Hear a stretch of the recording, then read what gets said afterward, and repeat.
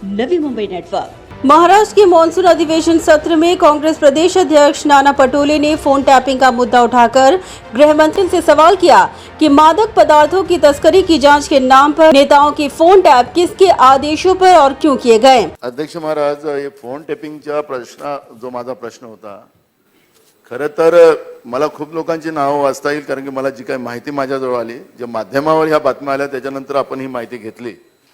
अध्यक्ष महाराज, आखरी ते अधिकारी त्यांच्या पातळीवर काही ही कारवाई करत नसतील, याला शासनाची मान्यता घेतली जात असेल असं माझा कयास आहे। तर याला मुख्यमंत्र्याच्या पातळीवरून ही मान्यता घेतली जाते का, आम्हाला खुलासा करा ना।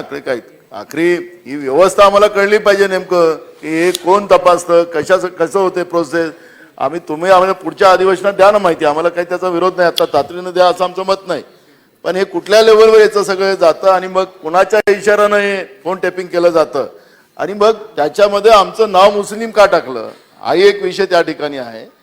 दुसरं, आम्हाला अंमली पदार्थाचं याच्यात दाखवलेलं आहे का अधिकाऱ्यांना माहिती नाही, मी खासदार होतो, मी लोकप्रतिनिधी आहो, माझा व्यवसाय काय हा आहे, त्यांना माहिती आहे का नाही मला माहिती नाही। मग हे कोण कोणाच्या कोणत्या लेवलवर होतं याची माहिती हे एकटं माझंच नाही, ते रावसाहेब दानवेची केली, आता गडकरींचंही काय असेल ते, कारण की त्याच्या साखर कारखान्याची आता चौकशी लावायला त्यांनी पत्र दिलेलं आहे।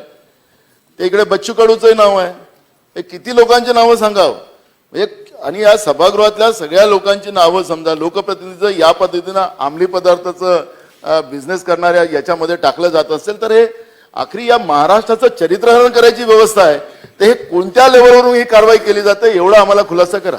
नाही नानासाहेब, मला असं वाटतं आपण ही अध्यक्ष महोदय होतात, परंतु जे काही इतके वर्षाच्या सभागृहातली कामकाजाची पद्धत आहे की अति सेन्सिटिव्ह विषय असतात त्या संदर्भामध्ये सरकारच्या वतीनं फार उघडपणे खुलासे करता येतील असं मला वाटत नाही।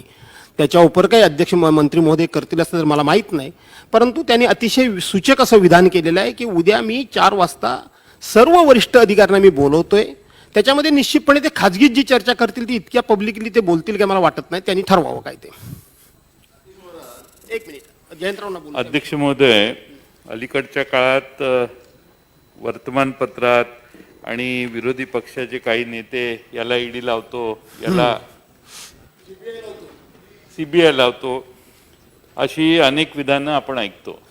अध्यक्ष महोदय, या सभागृहाचा सदस्य या नात्याने, मंत्री या नात्याने नाही, पण या सभागृहातल्या अनेक सदस्यांना जर महाराष्ट्राच्या पेक्षा वेगळी केंद्रीय एजन्सी टॅपिंगवर ठेवत असेल सगळ्यांचे फोन, तर अशा आमच्या सभागृहातल्या सदस्यांचं संरक्षण करणं हे आपली जबाबदारी आहे। माझी आपणाकरवी गृहमंत्री महोदयांना विनंती आहे की आपण महाराष्ट्रातल्या सभागृहातल्या किती लोकांचे टॅपिंगला फोन ठेवलेले आहेत या बाबतीत केंद्र सरकारच्या ईडी एजन्सी किंवा ANI काय जे कोणी असतील एजन्सीज त्यांच्याकडे गृहमंत्र्यांनी चौकशी करावी आणि त्या बाबतीत महाराष्ट्राच्या सभागृहातील या सदस्यांचं संरक्षण करण्याविषयी आणि व्यक्ती स्वातंत्र्यावर जर अशी गदा आणण्याचं काम केंद्र सरकारच्या कोणत्या एजन्सीज करत असतील तर त्याचाही परामर्श आणि त्याचीही काळजी आणि त्याच्या बाबतीतली चौकशी ही माननीय गृहमंत्री महोदयांच्या माध्यमातून व्हावी।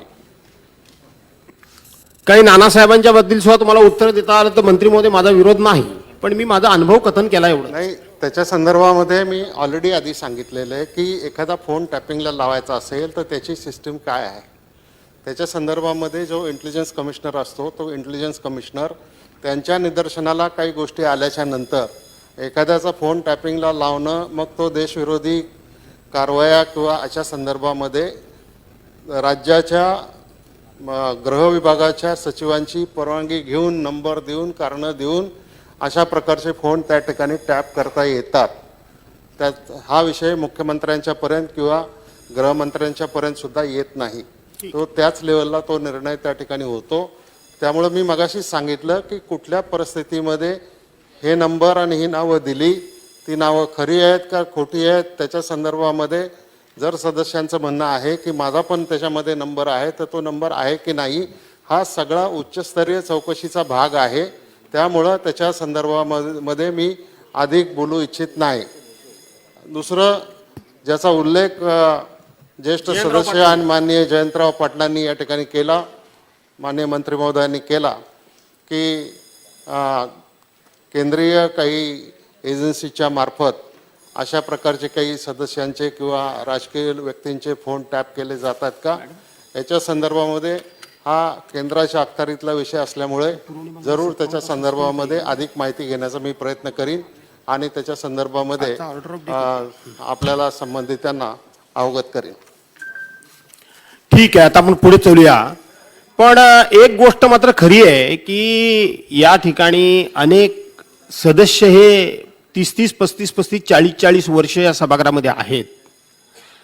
आपल्याला सुद्धा आठवत नसेल की केंद्रीय सुरक्षा एजन्सी बद्दलची इतकी चिंताजनक आणि इतकी भीती वाटावी किंवा इतकी काळजी वाटावी अशा प्रकारची चर्चा मला वाटतं कधी महाराष्ट्राच्या विधिमंडळामध्ये झाल्याची यापूर्वी मला तरी कधी आठवत नाही की केंद्रीय एजन्सी मार्फत, सुरक्षा एजन्सी मार्फत अशा पद्धतीनं जवळजवळ या महाराष्ट्रातला प्रत्येक लोकप्रतिनिधी आणि विशेष करून विरोधी पक्षाचे पदाधिकारी खूप मोठ्या तणावामध्ये मला वाटतं सध्या वावरत आहेत. अशी मात्र परिस्थिती आहे, असं म्हटलं तर वावगं ठरणार नाही. चला पुढे चलूया.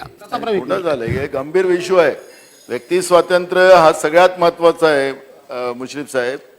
कारण की याच्यामध्ये जसा जयंत पाटील साहेबांनी जो मुद्दा उपस्थित केला, मागच्या काळातल्या आताच्या विरोधी पक्ष नेत्यांनी ज्या पद्धतीनं त्यांच्या सरकारमध्ये जी काही भूमिका झाली ते 16-17ची ते राज्य पोलीस विभागाच्या माध्यमातून ती कारवाई झाली.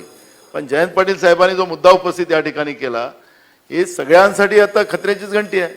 म्हणजे तुमचं काय असतील, चोर डाकू असतील, त्याचं करा टॅप का, आम्हाला त्याचा काही विरोध नाही, ते काय कायदाचा आपला. पण आता सगळ्या लोकप्रतिनिधीच्या बाबतचं समजा केंद्रीय यंत्रणेच्या माध्यमातून सगळ्याचं फोन टॅपिंग केलं जात असेल आणि ही तर खऱ्या अर्थानं गंभीर बाब आहे. म्हणजे सार्वजनिक आणि सामाजिक जीवनामधून सगळ्यांना बर्बाद करायची व्यवस्था या लोकतांत्रिक व्यवस्थेमध्ये होत असेल तर अध्यक्ष महोदय याची गंभीर दखल घेण्याचं कारण आहे. अध्यक्ष महाराज की आखरी प्रत्येकाच्या जीवनामधलं व्यक्ती स्वातंत्र्य समजा हरपूनच घ्यायचं असेल तर मग हे लोकशाही संपुष्टात आणायचं केंद्रीय तपास यंत्रणेच्या माध्यमातून सरकार करत असेल केंद्रातलं, ही गंभीर बाब आहे. याच्यावर खरं तर म्हणजे आपण पाहतो सभागृहामध्ये काल पण तुम्हाला त्याच पद्धतीची धमकी देण्यात आली. आता सभागृहामध्ये त्या पद्धतीची धमकी येणं, तुमचा भुजबळ करून टाकू, तुमचा अनिल देशमुख करून टाकू, या पद्धतीच्या धमक्या म्हणजे कशाच्या आधारावर आम्ही लोकांचे प्रश्न मांडायचे, लोकांच्यासाठी काम करायचं. आपलं काही इथं आपण 30-35 वर्ष आपण इथं सहजतेनं येत नाही. आपलं आयुष्य आपण तिथं बेसतो, दिवस रात्र एक करतो लोकांसाठी, आणि आपण इथं आल्यानंतर आपल्या जीवनामध्ये या पद्धतीच्या व्यवस्था निर्माण करणं आणि या सभागृहामध्ये तुम्हाला धमकी देणं की तुम्ही इथं जास्त बोललात तर आम्ही तुमच्यावर ईडी लावून टाकू, CBI लावून टाकू, ही तर गंभीर बाब आहे. आणि म्हणून माझं याला एवढ्या सोप्या पद्धतीने घ्यायचं तर मला काही अडचण नाही. पण मला वाटतं की सभागृहानं या सगळ्या विषयावर गांभीर्यानं काहीतरी आता विचार करायची वेळ आहे. नाहीतर कोणालाही काही पण लावतात ना. आता ठीक आहे, मला माहित होतं की आपलं काहीच नाही म्हणून मी काय घाबरलो नाही. पण ज्याचं काय थोडंफार काही उलटं पालटं राहिलं तर झालं, त्याचं तर ते आयुष्यातून आत्महत्याच करायचं काम आहे. त्याच्यामुळे मला वाटतं की भुजबळ करून टाकू, अनिल देशमुख करून टाकू, ह्या धमक्या ज्या सभागृहात मिळतात म्हणजे याला गांभीर्यानं घ्यावं असं सरकारला माझी विनंती आहे. ठीक आहे, नानासाहेबांचा आग्रह आहे. मला वाटतं वरिष्ठ नेत्यांनी एकदा कधीतरी ठराविक मंडळींनी बसावं आणि त्या संदर्भामध्ये काहीतरी चर्चा करावी. ब्युरो रिपोर्ट, नवी नेटवर्क.